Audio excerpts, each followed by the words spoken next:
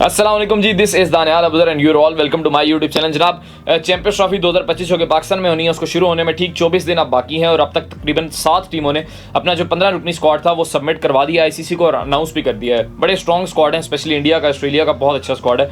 और अब तक पाकिस्तान टीम सिर्फ ऐसी है जिसने अपना स्क्वाड अभी तक अनाउंस नहीं किया। उसकी 2 रीजंस हैं, एक साइम अयूब है और एक सरप्राइज नेम जो कि मैंने आपको एक वीलॉग पहले बताया था कि वो पाकिस्तान टीम में ऐड हो सकता है और वो ऐड हो रहा है। किसकी जगह हो रहा है इसके बारे में भी आगे जाकर बात करेंगे, लेकिन इससे पहले अगर आपने अभी तक मेरा यूट्यूब चैनल सब्सक्राइब नहीं किया तो उसको जरूर सब्सक्राइब कीजिएगा, बेल आइकन को जरूर क्लिक कीजिएगा। अगर आपको वीडियो पसंद है तो लाइक और कमेंट जरूर कीजिएगा। जनाब, जो सबसे बड़ा पीसीबी मैनेजमेंट के लिए सोर्स ऑफ कंसर्न है वो साइम अयूब है।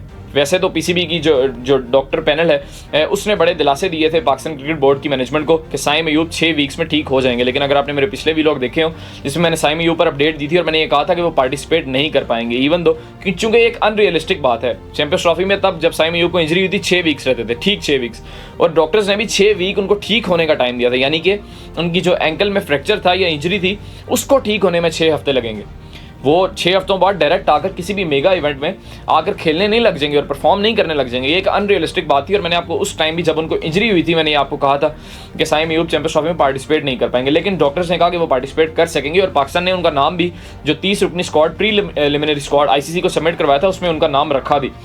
अब क्या फैसला आया है, अब पाकिस्तान की बेसिकली जो स्क्वाड है पाकिस्तान का वो लीक हो चुका है और उसमें 3 बड़ी खबरें हैं। एक प्लेयर की जगह चेंज की जा रही है, एक प्लेयर बाहर हो रहा है और एक प्लेयर जिसका 30 रुकनी स्क्वाड में भी नाम नहीं था उसको अब एंटर किया जा रहा है। मैं आपको जरा छोटा सा फंडा समझाता हूँ। एक ये है कि अगर तो साइम अयूब टीम में होते हैं तो साइम अयूब ना सिर्फ अच्छे बैट्समैन हैं बल्कि वो आप पिछली जितनी ओडीआई सीरीज देखें उसमें उन्होंने बॉलिंग भी किया है सलमान अली आगा के साथ मिलकर, और पाकिस्तान को एक 5वां और 6वां बॉलिंग ऑप्शन मिल जाता है जब साइम और सलमान इकट्ठी बॉलिंग करते हैं। यानी कि आप 4 अपने 3 फास्ट बॉलर्स खिलाएं, शाहीन नसीम हारिस, चौथा आप स्पिनर खिलाएं, आप सुफियान मुकीम को खिलाना चाहते हैं या इब्रार को खिलाना चाहते हैं, और 5वां और 6वां जो कि आपके 2 बैट्समैन हैं सलमान और साइम, वो आपके 10 ओवर्स का कोटा निकलवा सकते हैं। अगर लेट से आप कहते हैं कि साइम अयूब टीम में नहीं है, मैं आपको आगे चलकर बताता हूं कि क्या फाइनल स्क्वाड है पाकिस्तान का चैंपियंस ट्रॉफी का, जो मेरे सोर्सेज से मुझे पता लगा है।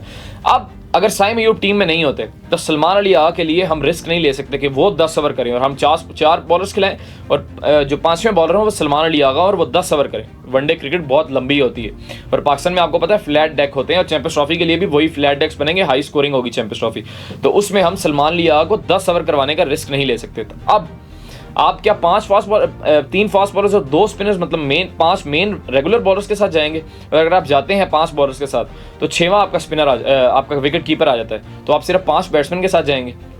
और वो भी अगर आप किसी ओपनर को ऐड करते हैं, लेट्स से इमामुल हक या हसीबुल्ला या शान मसूद, जो 3 ऑप्शंस डिस्कस हो रहे हैं, तो फिर इट मीन्स कि आप सिर्फ 5 बैट्समैन के साथ जा रहे हैं। पाकिस्तान जैसी फ्लैट विकेट्स पर आप सिर्फ 5 बैट्समैन के साथ जा रहे हैं। 6वां आपका विकेट कीपर है जो कि मोहम्मद रिजवान कप्तान है आपका, और बाकी 5 बॉलर्स आपको मेन खिलाने पड़ेंगे। तो असल में पाकिस्तान का प्रॉब्लम यह है कि हमारे पास फास्ट बॉलिंग ऑलराउंडर कोई नहीं है। जैसे कि ऑस्ट्रेलिया के पास मिचेल मार्श है, इंडिया के पास हार्दिक पांड्या है, इंग्लैंड के पास बेन स्टोक्स है, हमारे पास इस तरह का कोई फास्ट बॉलिंग ऑलराउंडर नहीं है जिसकी वजह से हम मार खा रहे हैं। और अब हमारे पास स्पिनिंग ऑलराउंडर भी कोई नहीं है। सलमान अली आगा हैं लेकिन वो एज अ बैट्समैन खेलते हैं ना, वो एज अ स्पिनर तो नहीं खेलते। प्रॉपर ऑलराउंडर जिसे कहते हैं, जैसे फ़हीम अशरफ हैं, वो रिसेंटली इतना परफॉर्म उन्होंने किया नहीं जिसकी वजह से वो स्क्वाड में भी नहीं है। तो हमारे पास एज सच कोई फास्ट बॉलर या स्पिनिंग ऑप्शन नहीं है जो कि ऑलराउंडर हो, अच्छा ऑलराउंडर। तो हम यहाँ से मार खा रहे हैं, हमें 5 मेन बैट्समैन खिलाने पड़ते हैं और 5 ही बॉलर्स खिलाने पड़ते हैं, और साइम अयूब टीम में नहीं है।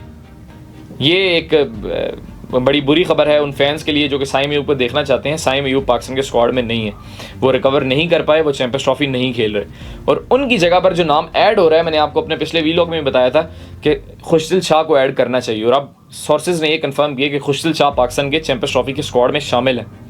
खुशदिल शाह चैंपियंस ट्रॉफी खेल रहे हैं। इससे ये होगा कि आपको एक, जैसे साइम का मैंने बात की कि आपको बॉलिंग ऑप्शन देते थे साइम, इसी तरह खुशदिल शाह बॉलिंग ऑप्शन आपको दे देंगे विद सलमान अली आगा। आपके 10 ओवर 4-4 5-5 करके वो 2 बॉलर्स निकलवा सकते हैं। एक बॉलर पे हम रिस्क नहीं ले सकते, बेशक वो खुशदिल शाह हो, बेशक वो सलमान अली आगा हो, बेशक साइम अयूब हो, किसी भी पार्ट टाइमर को आप 10 ओवर नहीं करवा सकते। हाँ, 2 पार्ट टाइमर मिलकर 10 ओवर करवा सकते हैं। जो भी उस दिन अच्छी बॉलिंग कर रहा है आप उसको 6 ओवर दें, दूसरे को 4 दें, या इसको 7 दें, दूसरे को 3 दें, तो ऐसे हो सकता है। तो अब खुशदिल शाह के आने से ये होगा कि एक तो पाकिस्तान को ओपनर नहीं खिलाना पड़ेगा, बाबर आजम की जगह एज एन ओपनर कंफर्म हो जाएगी फ़खर जमान साहब के साथ। दूसरा इससे ये होगा कामरान गुलाम 5वें 6वें नंबर पर बैटिंग करते हैं, उनकी जगह ऊपर चली जाएगी, वो 1 डाउन आ जाएंगे, उनका भी मसला हल हो जाएगा, चूंकि वो वनडे में टॉप ऑर्डर में खेलते हैं, या 1 डाउन या 2 डाउन, वो नीचे नहीं खेलते जहां पाकिस्तान उनको वनडे सेटअप में खिला रहा था। तीसरा जो हम बात करते थे कि पाकिस्तान के पास हार्ड हिटिंग ऑप्शन नहीं है कोई, वो भी आपके पास आ जाएगा, खुशदिल शाह आ जाएगा। चौथा, जो प्रॉब्लम आ रही थी कि आपको 5 बॉलर्स नहीं खिलाने थे लेकिन खिलाने पड़ रहे थे साइम अयूब के ना होने से, वो भी मसला हल हो जाएगा। तो ये बेसिकली पाकिस्तान का स्क्वाड फाइनल हो रहा है। हम ये बेसिकली मैं प्लेइंग 11 की बात कर रहा हूँ। 15 रुकनी स्क्वाड तो आपको पता ही है, उसमें साइम की जगह एक बंदा आ जाएगा, लेकिन ये 11 बनानी तो 11 होती है ना। हमें मेगा इवेंट खेलना है, इसमें फाइनल तक 4 या 5 मैचेस होंगे, तो हमें तो 11 पर फोकस करना है। तो बहरहाल ये पाकिस्तान का स्क्वाड है जो कि 1-2 दिन में अनाउंस भी हो जाएगा। आपकी इसके बारे में क्या राय है, कमेंट सेक्शन में जरूर लिखिएगा। बहुत शुक्रिया।